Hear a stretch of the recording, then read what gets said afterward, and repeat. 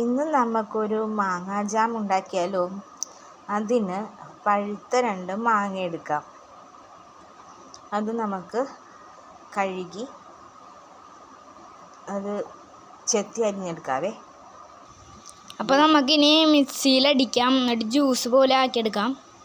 അപ്പോൾ നമ്മുടെ മാങ്ങ ഇങ്ങനെ ജ്യൂസ് പോലെ ആക്കിയിടണം. ചീനച്ചട്ടിയിൽ കുറച്ച് വെള്ളം ഒഴിക്കുക. അരക്കപ്പ് പഞ്ചസാര ഇടുക. നമുക്ക് വെളിച്ചാക്കി എടുക്കാം.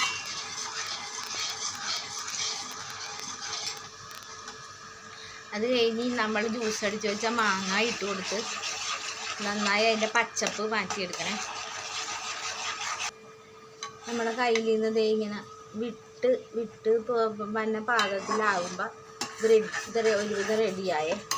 ഇനി നമുക്ക് വേണ്ടത് ഒരു നാരങ്ങ മുറിയാണ്.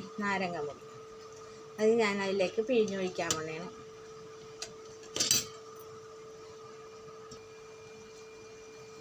നാരങ്ങ നമുക്ക് പിഴിഞ്ഞൊഴിക്കാം.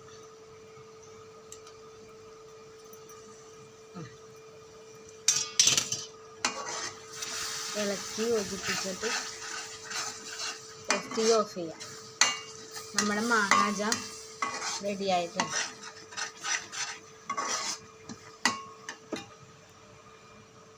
നല്ല ചൂടാണ്. ആറിക്കഴിയുമ്പോൾ നമുക്ക് ബ്രെഡിൽ തേച്ച് പിള്ളേർക്ക് കൊടുക്കാം. നമ്മൾ കടയിൽ നിന്ന് മേടിക്കണ പോലെയല്ല.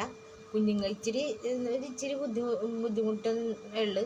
പക്ഷെ നമുക്ക് മറ്റുള്ള സാധനങ്ങളൊന്നും ഇല്ലാത്ത ശുദ്ധമായ ജാം കുഞ്ഞുങ്ങൾക്ക് വീട്ടിൽ തന്നെ എളുപ്പത്തിൽ ഉണ്ടാക്കി കൊടുക്കാവുന്നതാണ്. എല്ലാവരും ട്രൈ ചെയ്യണം.